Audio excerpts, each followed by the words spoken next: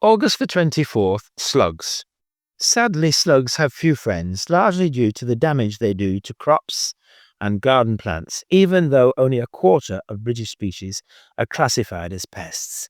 They can be difficult to identify, being so variable in colour, but occasionally their English names can help a little to make a tentative field identification. When trying to identify a slug, it is worth noting its size and any differences in colour in various parts of its body, such as its head, tentacles, mantle, foot fringe if present, and sole. Also, whether or not it has a raised keel running along its back should be noted. Many of this pest species happen to live in London gardens. For example, the small striped slug, Arion hortensis 30 millimeters, which has dark bands along the sides of its body and an orange-yellow foot. It is happy to eat plants both above and below the soil surface.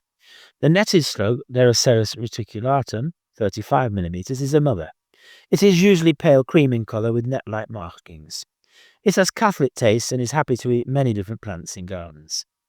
Another garden slug that is usually met with alarm is the large black slug, Arionata, which, when moving, can reach 18 centimeters in length, yet contract to a hemisphere if touched.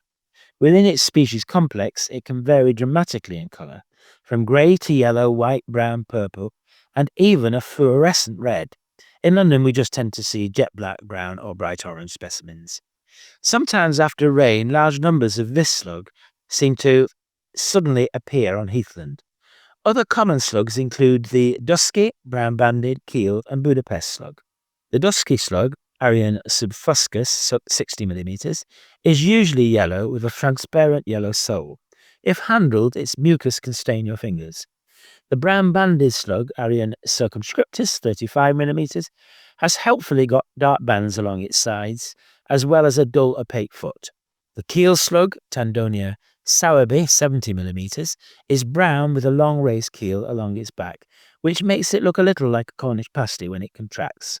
The Budapest slug, Tandonia budapestensis, 60 millimeters, is very similar, but with an additional dark band along its sole.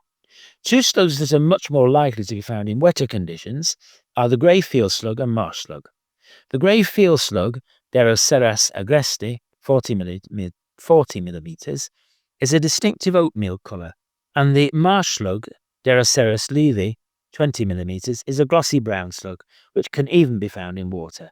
It is thought it may even be distributed by running water. It is unlikely to see the worm slug, Gerilla pallens, 40 millimeters, as it spends most of its time underground looking for earthworms, which it feeds upon. It looks very like a worm itself, except for the raised keel along the length of its back.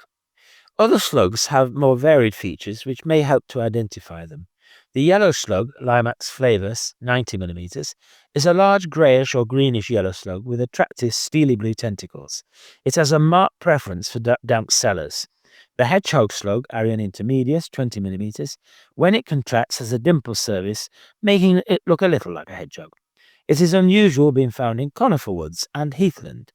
The Sicilian slug, Deroceras panormitanum, 30 millimeters, is so called as it was first described in Palermo, which doesn't particularly help to identify it.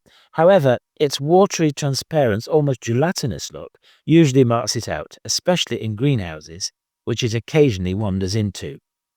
Quite different and significantly more interesting are the tree slugs, which can climb into the canopy of trees.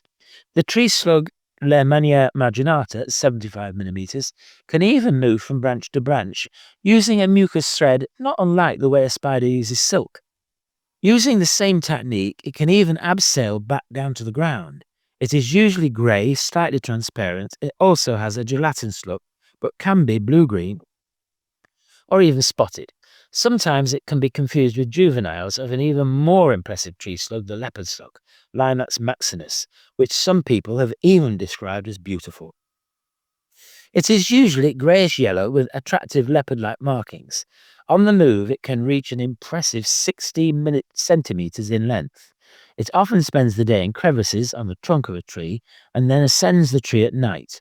When it pairs, which is usually in the winter months, both slugs produce an intertwined hanging mucus thread, which can be up to 1.5 meters in length. At the end of this thread in mid-air, the two hermaphrodite slugs then spiral together and with blue penises almost the length of their bodies, exchange sperm. This whole process can take several hours, and they may still be hanging there together in the early morning. Once their unusual courtship is finished, they both reascend the mucus thread and go their separate ways. Slugs are generally found in gardens, under stones, among rubbish, or just discovered eating plants. Buckham Common and Hampstead Heaths are good places to look for the various species mentioned here.